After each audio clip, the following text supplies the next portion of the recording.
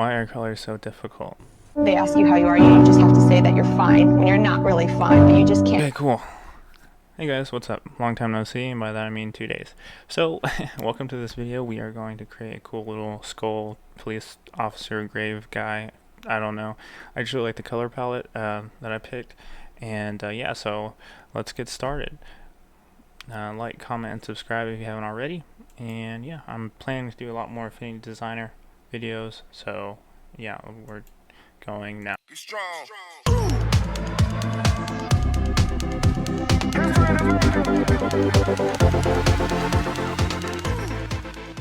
The first thing that I do is we're going to come over here and check out the stock tab and create a something. Oh yeah, get a skull. And since I didn't like just normal skulls, I wanted to kind of make it look like a monkey or something. I found this and I thought, wow, that's a really cool skull. So I'm just going to go ahead and take advantage of it. So that being said, we get it, and we're going to get the pen tool. We're just going to go around and use it, make sure that fill is selected, and I have my handy dandy swatches right there. I wonder what I named it. I'm watching the video over, but like I always name it like the worst names. It's like EWWWEDD or something like that. Super, don't do this, don't do that. Yeah, so I'm just like eyeballing it, tracing it. I think like, or not tracing it, but like, you know, just eyeballing it. I think doing it this way with the pen tool is the easiest for somebody who's not that good or who still needs a lot more practice with in terms of like art and stuff. So yeah, anyways, the whole time I was doing this, I was like, dude, I really like this palette. It reminds me of something. There's this game, and if you guys know what it is, it's like you're basically like a one of those like, it's like Nacho Libre kind of 2D platformer games, and I don't know what those wrestlers are called. Man, I should know this. They're like the Mexican wrestler mask guys. I don't know what they're called. But anyway, the whole time I was thinking that with this color scheme, I was like, dang, dude, this looks really interesting. So, you know, I'm just trying this out, and you know, it's funny because, you know, I'm just correcting all the vectors and stuff in this. So yeah, it's pretty easy, this whole process. You just gotta get the hang of it and lower the opacity, and you know, move forward and stuff like that. And so also another thing to notice is I kind of come in here, the teeth suck. I kind of gave up on the teeth. I was like, I don't feel like putting this much effort into it. Yeah, so that's what I did. I stick really close to that palette, so I'm constantly just referencing from the palette, because color, there's so many colors and you can quickly go wrong, and here's where I definitely went wrong, by throwing a gradient on there. Shouldn't have done that. Stay true to the style, and the style is just flat.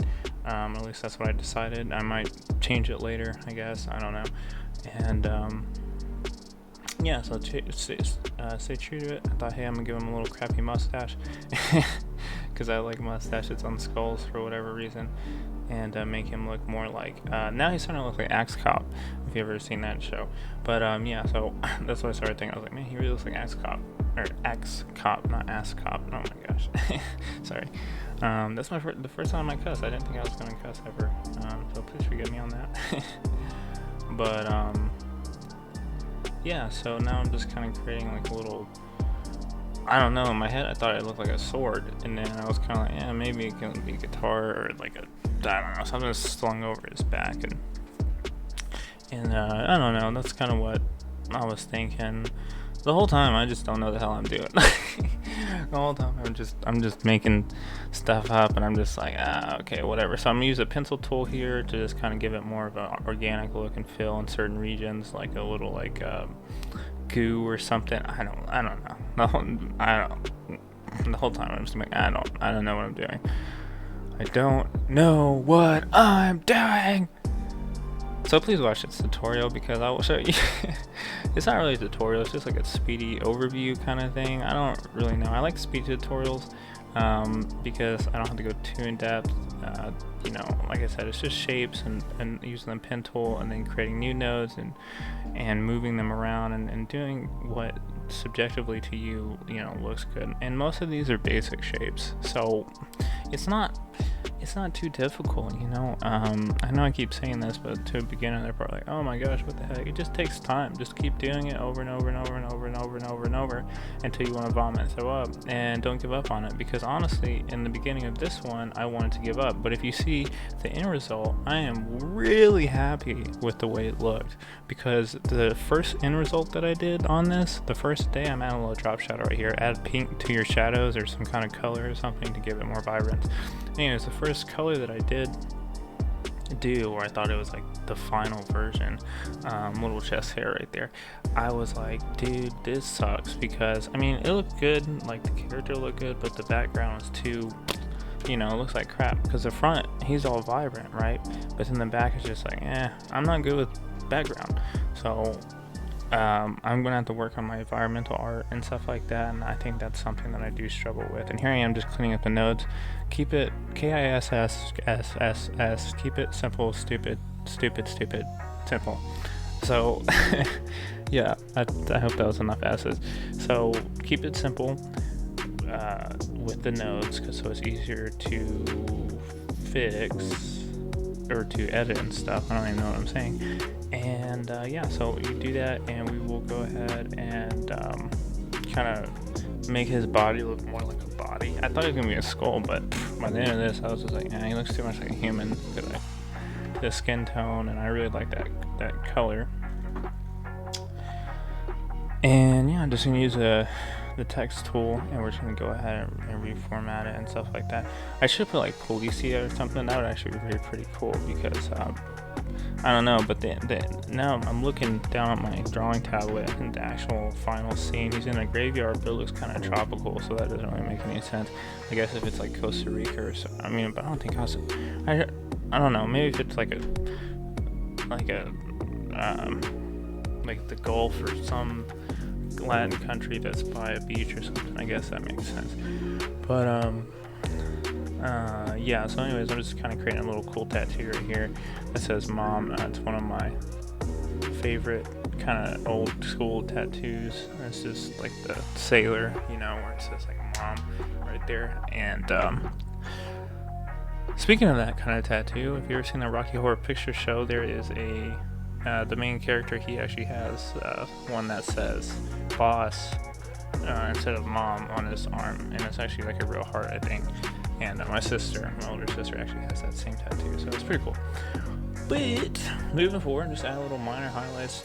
You know, I just like to add like little pops of color randomly, just solid, nothing gradient or anything like that. Last video we did a lot of gradients, but this one, no, that ain't gonna be it. If you haven't seen my last video, go ahead and check it out.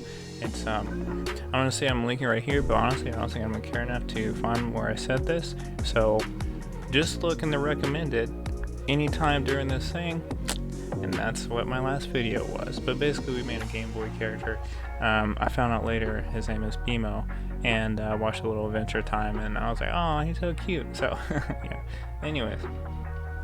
So my fiance thought he's like the cutest thing ever, and she wanted to watch Adventure Time. But then she was like, no, I don't want to watch Adventure Time because now I can't sleep. So she's pretty funny. All right, anyway, so I'm just adding a RIP right there on the neck. So he's kind of like battle hardened guy or whatever. Like, I like this character, I guess, but I think he kind of I don't know how to say it, but like, the pose is probably not the best, because his face gets lost in, like, his mouth gets lost where his arm is. So his arm's like this, and his mouth's like this, and there's no like dark differentiating. I don't know there's no outline, so it's like I'm used to working with outline, so I don't know. You know what I'm saying? You know what I'm saying. Okay. Yeah, so anyways, I'm just kind of clipping and making sure, you know, just getting the layer and then going beneath, like dragging it to the lower layer, and then making sure that it's a lower opacity, and it's like probably on multiply.